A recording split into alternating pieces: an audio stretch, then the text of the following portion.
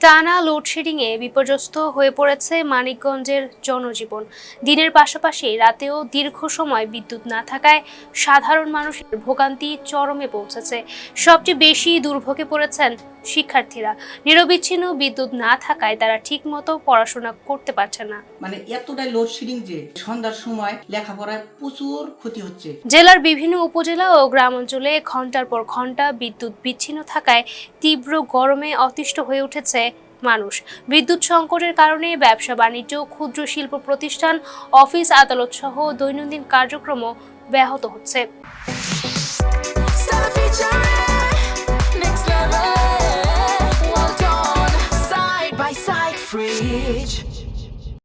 সারা রাত পোলাপান নিয়ে কষ্ট করা হয়েছে, সারা রাত বিদ্যুৎ নেই, অথচ বিদ্যুৎ অফিসের সাথে আমাদের বাসা, আমাদের এই বিদ্যুৎ থাকে না, তাহলে বাইরের মানুষের কি অবস্থা হবে? বিল আসে ডাবল। আমার মাসে 400 টাকা বিল আসে, আজ 3 মাস যাবত 800 টাকা করে বিল আসে। কারেন্ট থাকেই না বললে চলে। আমাদের এত কষ্টদায়ক যে কারেন্ট তো থাকেই না। তৃতীয়ত হলো এই যে বিল, আগে বিল বাড়াইতো আমরা জানতে পারতাম, কিন্তু এখন ধাপে ধাপে বিদ্যুৎ বিল বাড়াইতেছে করতেছে, আমরা কিছুই বলতে পারি না।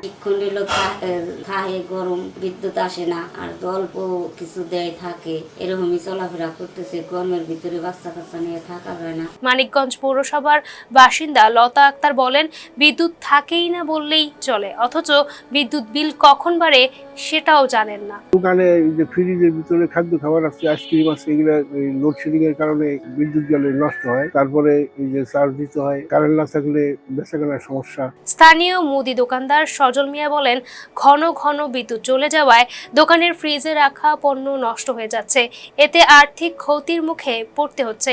রক্ষণাবেক্ষণের পাশাপাশি আবার কিছু উৎপাদন কেন্দ্র আপনার জ্বালানির সংকটের কারণে হয়তোবা তাদের অর্ধেক ইউনিট বা আংশিক ইউনিট বন্ধ আছে। এই বন্ধ থাকার কারণে সারা দেশের মতো মানিকগঞ্জ জেলাতেও আমাদের চাহিদার তুলনায় সরবরাহের কিছুটা পার্থক্য রয়েছে। শহরের যে অংশটা আমরা পরিচালনা করি, এই অংশে আমার চাহিদা থাকে প্রায় 80 মেগাওয়াট। তো এই 80 মেগাওয়াটের ভিতরে দিনের বিভিন্ন সময় বা রাতের বিভিন্ন সময় চাহিদার কম বেশি হয়। যে পিক বা অফ পিক আওয়ার আছে। পিক আওয়ার বলতে আমরা বুঝাই যে সময়টা বিদ্যুৎ সবচেয়ে বেশি ব্যবহার হয়, যেমন সান্ধ্যকালীন সময় বা দুপুরের বেলায়। এই সময় আমাদের ক্ষেত্র বিশেষে আমার এই লোডশেডিং এর মাত্রাটা 20 থেকে 25% পর্যন্ত ওই 80 মেগাওয়াটের বিপরীতে চলে যায়।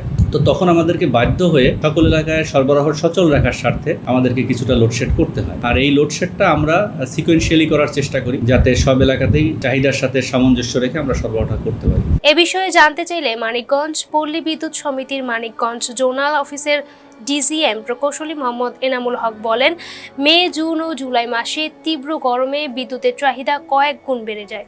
এছাড়া কয়েকটি বিদ্যুৎ কেন্দ্র রক্ষণাবেক্ষণের জন্য বন্ধ রয়েছে এবং কিছু উৎপাদন কেন্দ্র বিভিন্ন কারণে বিদ্যুৎ উৎপাদন করতে পারছে না।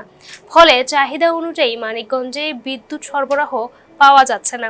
তিনি আরও বলেন, পরিস্থিতি স্বাভাবিক হলে বিদ্যুৎ সরবরাহ ধীরে ধীরে স্বাভাবিক হয়ে আসবে বলে আশা করা হচ্ছে।